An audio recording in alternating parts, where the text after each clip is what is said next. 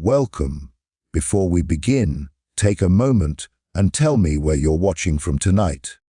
And make sure you subscribe, because an incredible amount of research and true historical digging went into uncovering this disturbing story.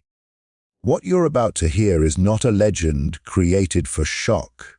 It's a chilling account that left an entire community terrified. They buried her alive, and for 7 long nights, her screams were heard echoing from beneath the ground. Even those who witnessed it struggled to explain what really happened, and some truths were deliberately erased from history. It all began with a single accusation, whispered at first, then repeated until it became accepted as truth. In that small, isolated community, fear traveled faster than reason, and suspicion was enough to condemn someone without proof. She was a young woman known for keeping to herself, quiet, observant, and different in ways people couldn't quite explain. Some said she spoke to herself. Others claimed she wandered at night, standing too long at graves or abandoned houses, in a place where superstition was stronger than law. That was more than enough to make her dangerous in the eyes of others. The accusation came after a sudden tragedy. A child fell ill and died within days. Despite showing no signs of sickness before, grief demanded a cause, and the community wanted someone to blame. Fingers began to point toward her, because she had been seen near the house days earlier, bringing herbs and water.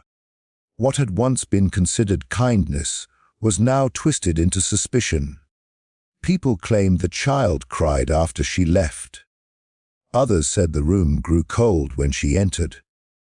None of it was proven, but grief doesn't wait for evidence.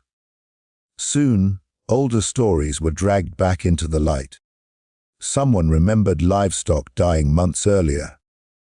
Another recalled strange sounds near her home at night. Each retelling grew darker, more convincing.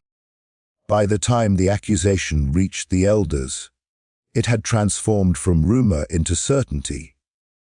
They didn't call it murder or witchcraft outright, but they spoke in careful phrases, or natural influence, curse, a danger to the living, words chosen to justify what they were already planning. She was taken at night to avoid questions. No formal trial, no chance to speak in her defense. When she asked what she had done, no one answered her directly. They wouldn't meet her eyes. Some were afraid, others ashamed, but none stepped forward to stop what was happening. A few convinced themselves it was necessary, that sacrificing one life would protect many more. That lie made it easier to breathe. The decision to bury her wasn't framed as punishment. It was called containment. They believed she carried something within her that could spread, something evil that would only grow stronger if left alive. Death, they said, was the only way to seal it. The grave was prepared hastily on the edge of town, far enough that no one would have to pass it daily, close enough that they could keep watch if needed. The earth was soft, freshly turned, waiting. She begged them to listen. Her voice cracked as she swore innocence, pleaded for time, for a chance to prove she had done nothing wrong. Some later claimed they heard fear in her voice. Others said they heard deception. In truth, fear can sound like many things to those who don't want to hear it. Her hands were bound, not tightly, but enough to keep her from fighting. Not one person looked at her face as she was lowered into the ground. Someone hesitated when the dirt was first thrown in. A young man dropped his shovel, saying he felt sick, that this was wrong. He was dragged away before he could speak further. Another person whispered a prayer, more for themselves than for her. The soil fell heavy, each thud silencing her cries little by little. When the grave was filled, the sound stopped. The group stood there longer than necessary, waiting for something: relief, confirmation, forgiveness, but none came. They told themselves it was over. They told themselves they had done what was required. The accusation became a closed chapter, retold later as a necessary act, a tragic but justified response to danger. By morning, the town returned to its routine. Doors opened. Fires were lit. Life continued as if nothing irreversible had been done. But that night, the first scream came. It rose faintly from the ground, distant at first, like the wind forcing its way through roots and soil. Some thought they imagined it. Others froze, recognizing it immediately. A woman dropped a lantern. A child began to cry. The sound wasn't loud, but it was unmistakable, human, desperate, alive. And that was when they realized the accusation hadn't just condemned her. It had buried her alive. The moment the grave was sealed was supposed to be the end of it. That was what they told themselves. As the final shovelful of dirt was packed down, heavy and damp, flattening the mound until it looked no different from the earth around it. Someone placed a stone at the head, not as a marker of respect, but as a warning, a silent signal to stay away. No name was carved into it, no date, just a weight to keep whatever they believed was inside from coming back out. They worked quickly, nervously, as if speed alone could erase doubt. The night air was thick, pressing against their chests, and several people complained they couldn't catch their breath. One man swore he heard movement beneath the soil as they worked, a faint shifting, like cloth dragging against earth, but he was shouted down. Fear had already decided the truth, and reason had no place left to stand. When the last shovel was dropped, there was an uneasy pause. No one spoke, no one moved. The silence felt wrong, too sudden, as though the land itself was listening. Someone finally said it was done, that they should go before dawn. Feet shuffled away, one by one, until the clearing was empty again. Only the grave remained, dark against the moonlit ground. What no one admitted, not then, not for years, was that the burial had been rushed. There had been no doctor present, no confirmation of death beyond the belief that she was no longer fit for the living. In their fear, they never checked her pulse properly, never noticed the faint rise and fall of her chest beneath the bindings. They buried belief, not a body. Below the surface, the truth was far worse. She woke in darkness so complete it felt solid, pressing against her eyes. At first, she thought she was dreaming, trapped in a nightmare where she couldn't move or breathe. Then the cold seeped in, the weight, the taste of dirt in her mouth.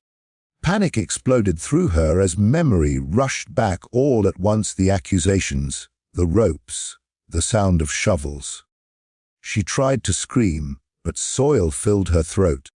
Her fingers scraped against the wood of the crude coffin they had lowered her into, nails tearing, splintering. Every movement sent dirt raining down onto her face. She fought against the bindings until her wrists bled, her breaths coming shorter, faster, stealing the little air she had left. The coffin creaked faintly as she kicked, the sound swallowed by layers of earth above her. Above ground, no one heard her yet. Hours passed, or minutes. It was impossible to tell. Time lost all meaning in the suffocating dark. She screamed until her voice was raw, then whispered until her throat burned. She prayed. She begged. She promised anything to anyone listening. Her lungs ached, desperate for air that would never come fast enough. Then, as night deepened and the ground cooled, The first sound reached the surface. It wasn't loud. It wasn't clear. It was a muffled, broken cry, half human, half animal, rising through soil and roots and stone. It drifted into the nearby homes like a whisper carried on the wind. Someone woke suddenly, heart racing, convinced they'd heard a woman calling their name.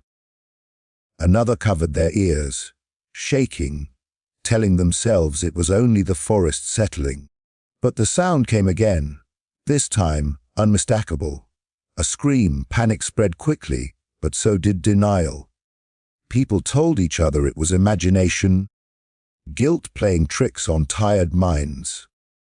No one wanted to say the words forming in their thoughts. No one wanted to be the one to go back and check. To dig would mean admitting what they had done. To listen was easier than to act. Inside the grave, her strength faded. Each breath grew more shallow. Her screams turned into hoarse cries, then weak pounding against the coffin walls. Her hands were numb. Her legs cramped painfully. The air tasted thick, stale, wrong. She could feel herself slipping, consciousness coming and going in waves. And still, the grave stayed closed. When dawn came, the screams stopped. For a brief moment, the town breathed again, convincing itself it was over. Some said the earth had settled. Others claimed wild animals must have made the sounds. A few prayed quietly, thanking God for silence. But that night, it started again. Not louder, worse. The sound carried longer, clearer, a slow, broken wail that rose and fell, night after night. 7 nights in total, each one weaker than the last, each one carving fear deeper into the town's bones. People stopped sleeping. Children cried and refused to be alone. Doors were barred. Candles burned until they melted into wax puddles. No one dug her up. By the 7th night, the sound faded into something barely human, a soft, trembling moan that ended abruptly, as if cut short mid-breath. After that, there was only silence. But the grave never felt empty. Even years later, people claimed the ground there never settled properly. It sank slightly, as though something beneath it was still moving, still trying. And those who passed by swore they could hear it sometimes. Not a scream anymore, but a faint scraping sound, like fingernails against wood, echoing from deep below the earth. A reminder of the moment they sealed the grave, and the mistake they could never undo. The 3rd night was when the town finally understood that this was not imagination, and it was not guilt playing tricks on tired minds. The screams returned just after sunset, clearer than before, carrying across the fields and slipping through the cracks of closed windows. They were no longer sudden or panicked. They were slow, deliberate, and filled with pain, the kind of sound that made people sit upright in bed, hearts pounding, knowing with terrifying certainty that someone was suffering beneath the ground. The cries rose in waves. First a long, trembling wail, then silence, then another, weaker, strained, as though each scream cost her more breath than the last. Dogs began to howl, pulling at their chains until their throats bled. Horses kicked at their stalls, refusing to be calmed. Even the insects seemed to go quiet when the sound carried through the night. It was as if the entire land paused to listen. People gathered in their homes, huddled together, pretending not to hear. Some pressed their palms over their ears. Others whispered prayers so fast the words tangled into nonsense. A few stood by their doors with lanterns in hand, shaking, arguing with themselves about whether to go out there. Every scream tested their resolve, chipped away at the lies they had told themselves. Still, no one moved. By the 4th night, the screams had changed. They were no longer constant. Instead, they came in short, desperate bursts. Gasps turned into sound, then choking silence. The rhythm was wrong, broken. Anyone who listened closely could hear the truth in it. She was running out of air. Each cry sounded thinner, more distant, as if it were traveling from farther away, sinking deeper into the earth. Children woke screaming, claiming a woman was standing at the foot of their beds, her mouth open but no sound coming out. One man collapsed in the street, clawing at his chest, convinced he felt dirt filling his lungs. Another swore he saw the ground above the grave rise and fall, just slightly, like a breathing chest. When he went closer, the earth was still, cold and unmoving. By the fifth night, fear turned into madness. Some people began to hear the screams even when they weren't there. A woman shattered her own windows, screaming that the sound was trapped inside her walls. A man dug frantically in his yard, convinced the grave had moved beneath his home. No one slept. Candles burned all night, wax dripping down to the floor as if time itself was melting away. And yet, with all that terror, still no one went to the grave. Because by then, going back meant something worse than fear. It meant responsibility. The screams on the sixth night were barely screams at all. They were whimpers, soft, broken sounds that barely made it past the soil. People had to lean toward their windows to hear them, straining, holding their breath. It was the sound of a body failing, of muscles too weak to fight anymore. Some said they heard words mixed in, apologies, prayers, pleas for a mother long dead. Others said they heard their own names, whispered from underground. One man finally broke. He ran toward the grave with a shovel, tears streaming down his face, screaming that he would dig her out. He didn't make it far. The others stopped him, dragged him back, pinned him down until his strength gave out. "It's too late," they told him. "There's nothing we can do now." But the truth was simpler and crueler. They were afraid of what they would find if they opened that grave. The seventh night came heavy and still. No wind, no insects, just silence pressing in from all sides. When the sound finally came, it was so faint that many thought it was their own breathing at first. A thin, trembling noise, barely there. It lasted longer than the others, stretching out painfully, as though she was holding on to the last breath she had, refusing to let it go. Then there was a sudden, sharp cry, louder than expected, followed by a choking sound, and then nothing. No echo, no after sound, just silence. It was the kind of silence that hurts the ears. People waited. Minutes passed, then hours. No more sound came from the ground. Some wept openly. Others felt relief so sharp it made them sick. Dawn arrived slowly, pale and unforgiving, lighting up a town that looked older, hollowed out, as though something vital had been carved away in the night. No one spoke of digging her up that morning. They told themselves she had died quickly. They told themselves she had stopped screaming days ago. They told themselves whatever made it easier to survive. But the ground above the grave told a different story. It had sunk unevenly, as if the earth itself had collapsed inward. Small marks were visible in the soil, shallow grooves. Like something had scraped against the underside of the coffin, lid over and over again. For years afterward, people claimed the screams never truly stopped. They said if you stood near that spot at night, you could still hear it, not loud, not clear, but present. A faint sound carried up through the dirt, like breath moving through a throat that no longer existed. And sometimes, when the wind was just right, It sounded almost like crying, not from a ghost, but from the memory of what they allowed to happen. Because those 7 nights didn't just mark her death.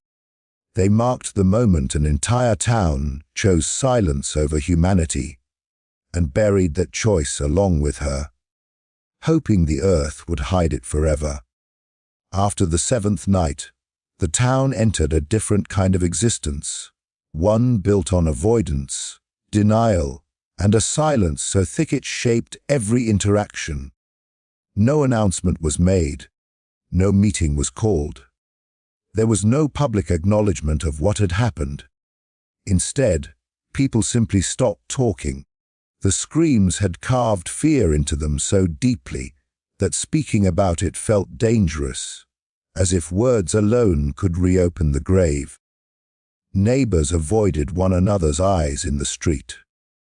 Conversations ended abruptly whenever the topic drifted too close to the burial. Children were warned never to ask questions, especially about the edge of town where the ground dipped unnaturally. Parents used fear as discipline, telling them that if they misbehaved, the woman under the earth would come for them. It was cruel, but cruelty felt safer than truth. At night, doors were locked earlier than before. Windows were shuttered tight, even in summer heat. Candles burned low, not for light, but for comfort. Proof that something living still occupied the room. People slept in the center of their homes, away from walls, away from floors, as if distance from the ground could protect them from what lay beneath it. Every unfamiliar sound caused hearts to race. Every creak of wood felt like a message. The fear wasn't loud anymore. It didn't scream, it whispered. Those who had participated in the burial carried it the worst. They were watched, not openly, but closely. The community needed someone to blame without ever naming guilt. Some were shunned quietly. Others found their businesses failing. Customers drifting away without explanation. A few turned to drink. A few turned to religion with a desperation that bordered on madness. They prayed not for forgiveness, but for forgetfulness. No one went near the grave. The refusal to intervene became a shared agreement, unspoken but absolute. Digging her up now would mean admitting the truth, that she had been alive, that she had suffered for days, that they had heard and done nothing. That kind of knowledge would shatter the fragile order they were clinging to. So they told themselves it was too late. That opening the grave would only bring more horror. That the earth had already claimed her. In time, the grave became something else entirely. Not a place of death, but a boundary. People took longer routes to avoid passing it. Children who wandered too close were dragged back, shaken and scolded. Even animals refused to linger there. Grass grew thin and pale, as if the soil itself rejected life. Some said the ground was cursed. Others said it was cleansed. No one agreed, and no one asked. What haunted the town most was not just what they heard, but what they felt.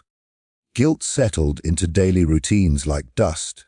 It crept into meals, into laughter, into sleep. People began to dream the same dream, of being trapped in darkness, unable to move, screaming while footsteps faded above them. Many woke gasping, clutching their throats, convinced for a moment that they were still underground. The church offered no comfort. Sermons became vague, filled with warnings about judgment and the danger of pride. The priest never mentioned her directly, but everyone knew who he meant when he spoke of sins that could not be undone. Confession booths filled, but absolution felt hollow.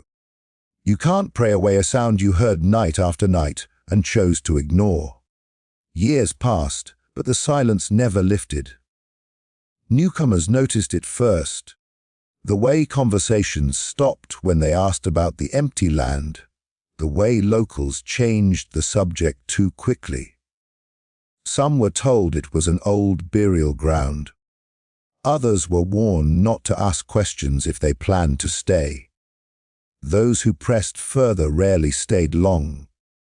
Something about the town felt heavy, as if the air itself carried a memory it refused to release. The refusal to act became the town's inheritance. Children grew into adults carrying a fear they didn't fully understand. They knew there was a place not to go, a story not to tell. They learned early that silence was survival, and so the truth remained buried, layered beneath years of routine, weddings, funerals, and births, all happening within earshot of a grave that had once cried for mercy. Occasionally, someone would suggest making it right, digging her up, giving her a proper burial, saying her name aloud.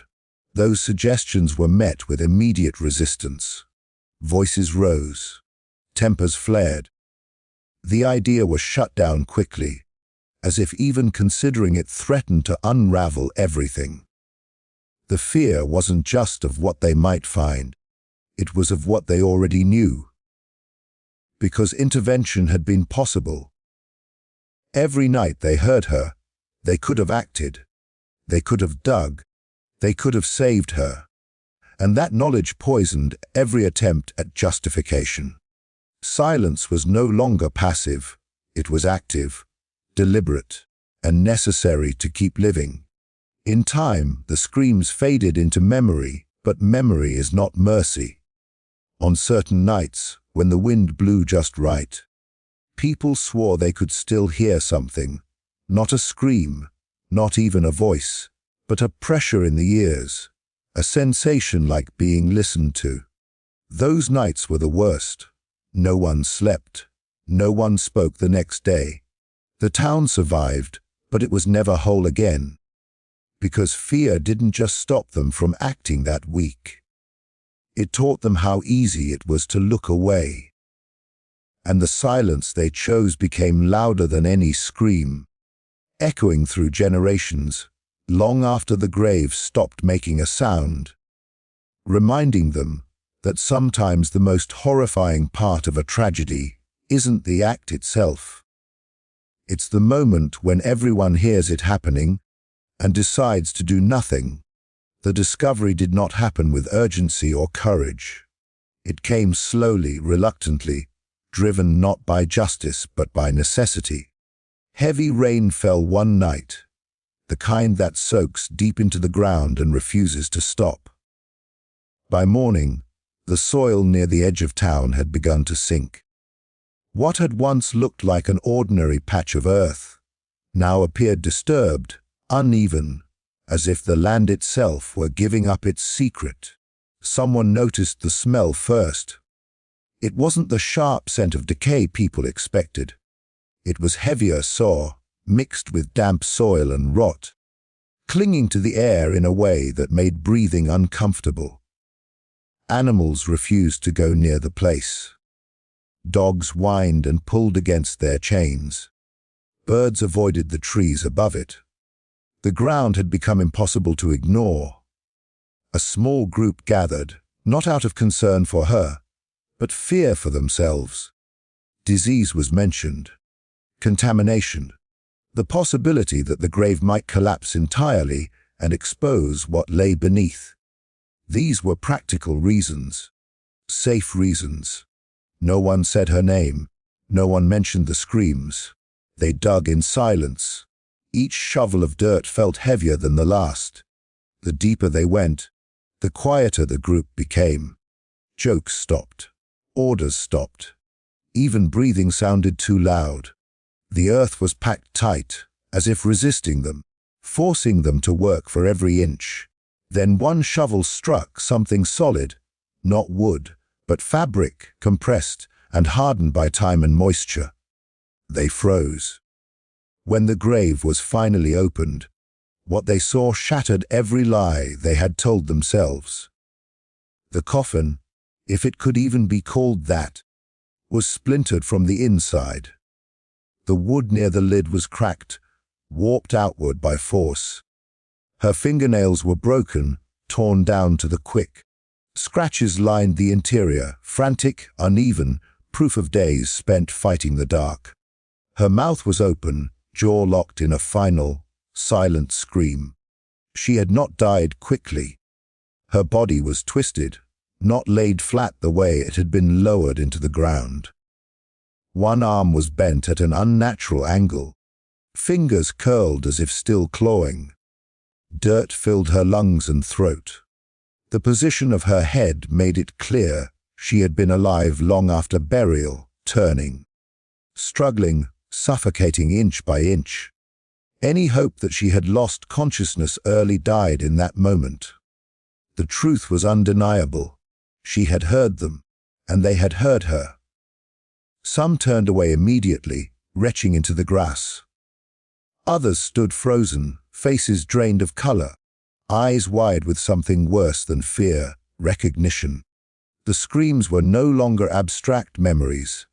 They now had shape, evidence, permanence. The ground had not swallowed the truth.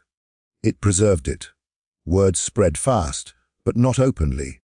Whispers traveled through kitchens, barns, and back rooms. People spoke in fragments, half sentences, as if fully describing what was found would make them responsible for it. By nightfall, the town felt smaller, tighter, like walls closing in. Everyone knew now. No one could pretend anymore. But even then, justice did not follow. The body was reburied properly this time, deeper. Sealed carefully, almost respectfully. A prayer was spoken, brief, impersonal. There was no marker, no name carved in stone. A decision was made to move on, to let time handle what conscience could not. Authorities were never officially involved. Records were altered or never written at all. The discovery changed everything, not because it brought accountability, but because it destroyed comfort. People could no longer sleep without seeing her hands, no longer walk past that land without imagining the sounds beneath their feet. Those who had dismissed the screams as imagination now carried the certainty of what they had allowed. Faith cracked. Relationships strained. Some families left town entirely, unable to live with the weight of it. Others stayed and hardened, burying guilt the same way they had buried her, deep and unspoken. The place where she was found became untouchable. Nothing would grow there. Attempts to build failed repeatedly, foundations cracked, walls shifted, tools broke inexplicably. Eventually, the land was abandoned, left empty as if the town understood that some spaces should remain witnesses. Years later, long after the people involved were gone, the story survived, distorted, softened, turned into warnings and whispers. But beneath every version was the same truth the ground had spoken when people refused to. And that discovery did not just reveal how she died. It revealed who they were. Because the most horrifying part was never the grave, or the screams, or the body uncovered in the rain-soaked soil. It was the certainty that when proof finally surfaced, it didn't demand action. It only confirmed that the moment to do the right thing had passed. Night after night, while everyone listened and chose silence,